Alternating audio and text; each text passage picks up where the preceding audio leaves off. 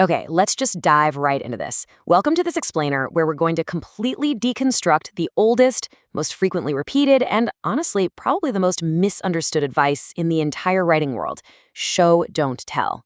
But look, we aren't just going to cover the basics today. We're going to dig way deep into the actual mechanics of writing emotion. How do you make a reader genuinely feel something without just handing them a convenient little label?